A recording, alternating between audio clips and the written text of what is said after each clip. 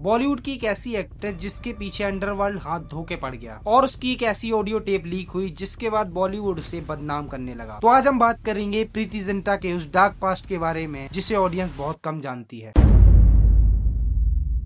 प्रीति जिंटा 31 जनवरी 1975 को हिमाचल के राजपूत फैमिली में पैदा हुई। उनके फादर दुर्गा आनंद एक इंडियन आर्मी ऑफिसर थे। जब प्रीति जिंटा 13 साल की थी तो उनकी फैमिली का बहुत मेजर कार एक्सीडेंट हुआ जिसमें उन्होंने अपने फादर को खो दिया और उनकी मदर 2 साल तक बेड रेस्ट पे चली गई। प्रीति जिंटा ने बताया कि इस इंसिडेंट के बाद वो काफी ज्यादा मैच्योर हो गई। But that's when you also took it upon yourself to look after the family, your brothers and your mother.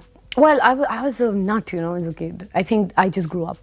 That 1 week changed my whole life. I think girls are definitely much more mature than the boys. फिर एक दिन प्रीति अपने दोस्त की birthday party में जाती जहाँ पर उनकी मुलाकात एक एड डायरेक्टर से होती है। डायरेक्टर उनका बबली फेस और उनकी पर्सनैलिटी देखकर उन्हें ऑडिशन के लिए सजेस्ट करते हैं, जिसके बाद प्रीति ने पर्क चॉकलेट का एड किया जो कि बहुत वायरल हुआ और इसके ठीक बाद उन्हें लिली सोप का आइकॉनिक एड भी मिला। डायरेक्टर शेखर कपूर ने जब प्रीति को एड में देखा तो उन्हें लगा कि इसमें एक्टर बनने की सारी क्वालिटीज हैं और इसके पास वो इनोसेंस फेस है जो बॉलीवुड को चाहिए। उन्होंने प्रीति को अपनी मूवी तारारंपम के ऑडिशन के लिए बुलाया लेकिन वो मूवी उस टाइम शेल्व हो गई, जिसके बाद उन्होंने अपने फ्रेंड मणिरत्नम को कहा कि तुम इस एक्ट्रेस को एक चांस दो और मणिरत्नम उस टाइम दिल से मूवी बना रहे थे, जिसके बाद वो प्रीति जिंटा को उस मूवी में कास्ट कर लेते हैं। इस फिल्म में उनका स्क्रीन टाइम सिर्फ 20 मिनट का था लेकिन काफी पावरफुल था। इस मूवी के तुरंत बाद उन्हें एक और मूवी मिलती है सोल्जर। ये फिल्म बॉक्स ऑफिस पर सुपर हिट रहती है और इस फिल्म के बाद उन्हें बेस्ट फीमेल डेब्यू का अवार्ड भी मिलता है। जिसके बाद प्रीति सुपर हिट मूवी डिलीवर करती हैं जैसे दिल चाहता है, चोरी चोरी चुपके चुपके, कोई मिल गया और कल हो ना हो। बॉलीवुड में वो टॉप की एक्ट्रेस बन चुकी थी लेकिन उन्होंने फिर एक ऐसा कदम लिया जिससे बड़े बड़े सुपरस्टार की फटती है। बात है साल 2001 की जब प्रीति अपनी फिल्म चोरी चोरी चुपके चुपके की शूटिंग कर रही थी। इस फिल्म के फाइनेंसर भरत शाह और प्रोड्यूसर नाजिम रिजवी थे। पुलिस को शक था कि इस फिल्म में अंडरवर्ल्ड डॉन छोटा शकील का पैसा लगा हुआ है। इस वजह से भरत शाह को अरेस्ट कर लिया गया और पूरे बॉलीवुड में डर का माहौल बन गया। शूटिंग के दौरान प्रीति जिंटा को काफी सारे एक्सटॉर्शन कॉल आने लगे। उनसे 50 लाख की फिरौती मांगी गई। प्रीति ने बताया कि जब तक उन्हें पैसों की डिमांड करी जा रही थी तब तक वो ठीक थी, लेकिन जब गैंगस्टर गाली गलौज पे उतर आए तो उनका मूड सनक गया और उन्होंने डरना बंद कर दिया। It had got too much because they were calling and I was fine till they were scaring me, but once they started abusing me and all, that's when I lost it. So after one point, then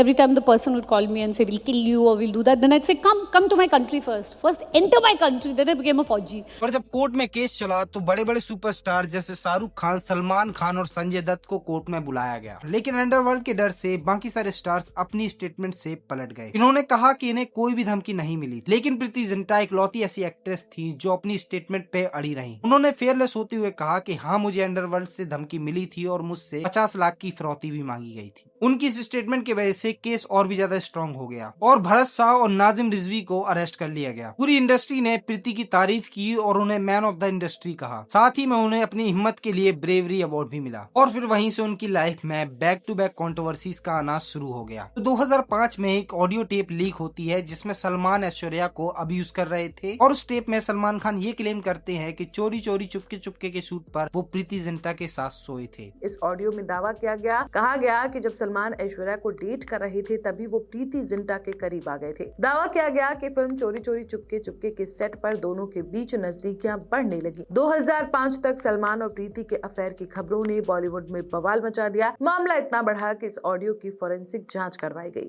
उस time ये news काफी तेजी से viral हुई लेकिन बाद में इसको फेक बता दिया गया। एक साइड उन्हें अपनी ब्रेवरी के लिए अवार्ड मिल रहा था तो दूसरी साइड लोग उन्हें होम रैकर बुला रहे थे। तो साल 2006 में शेखर कपूर की एक्स वाइफ सुचित्रा कृष्णमूर्ति ने प्रीति पे इल्जाम लगाया कि उनके वजह से उनकी शादी टूट गई है। सुचित्रा ने क्लेम किया कि प्रीति और शेखर का एक्स्ट्रा मैरिटल अफेयर चल रहा है। प्रीति जिंटा पर शेखर कपूर और उनकी एक्स वाइफ सुचित्रा कृष्णमूर्ति के घर तोड़ने का जब इल्जाम लगा तभी प्रीति ने सुचित्रा को अनस्टेबल कहा था। और सुचित्रा ने ये भी बताया कि दिल से मूवी मुझे ऑफर होने वाली थी लेकिन शेखर कपूर ने ये मूवी प्रीति जिंटा को दे दी। वन फिल्म जो आपको छोड़नी पड़ी बिकॉज ऑफ मैरिज, जो आपने बाद में स्क्रीन पे देखा यार कमबख्त इसको क्यों छोड़ा? दिल से।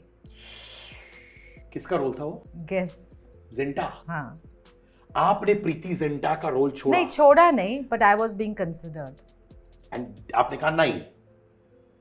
नहीं, मैंने नहीं कहा। नहीं, पर आप तो शादीशुदा थी हाँ, उसमें। हाँ। तो उसकी वजह से नहीं हुआ? हाँ।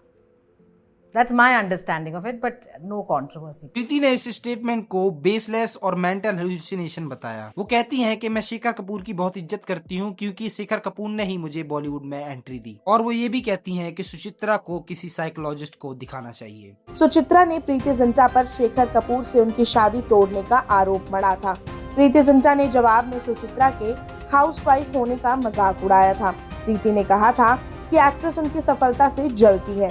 प्रीति ने यहाँ तक कह दिया था कि सुचित्रा को साइकेट्रिस्ट को दिखाना चाहिए। लेकिन इसके बाद उनकी लाइफ में जो कंट्रोवर्सी आई वो था उनका बॉलीवुड छोड़ने का मेन रीजन। प्रीति और नेस वाडिया ने 2005 में एक दूसरे को डेट करना शुरू किया था। वो हमेशा रेड कारपेट और इवेंट्स में साथ में दिखा करते थे और ऑडियंस को लगने लगा कि ये दोनों आगे चल के शादी कर लेंगे। और 2007 में दोनों ने मिलकर एक IPL टीम भी खरीदी, किंग्स 11 पंजाब, जिसका नाम बदलकर हो गया है पंजाब किंग्स। इससे उनका रिश्ता पर्सनल नहीं प्रोफेशनल भी बन चुका था। बट 2009 में दोनों का ब्रेकअप हो गया। कुछ रिपोर्ट्स ने ये क्लेम किया था कि नेस ने एक पार्टी में प्रीति को थप्पड़ मार दिया था। मुंबई के एक टैबलॉइड में खबर आई कि नेस वाडिया ने एक पार्टी में सबके सामने प्रीति जिंटा को थप्पड़ मारा। ये खबर दोनों के बीच हुए डिफरेंसेस की मीडिया के सामने पहली न्यूज थी। हालांकि इसके बाद दोनों ने पब्लिकली इस बात को एक्सेप्ट किया कि अब उनका ब्रेकअप हो चुका है। ब्रेकअप के बाद दोनों एज ए बिजनेस पार्टनर अपनी टीम को मैनेज कर रहे थे। लेकिन 2014 में प्रीति ने नेस के खिलाफ एक पुलिस कंप्लेन कर दी। प्रीति जिंटा ने नेस वाडिया के अगेंस्ट पुलिस में केस फाइल किया है और इस हाई प्रोफाइल केस पर अब पुलिस इन्वेस्टिगेशन जारी है।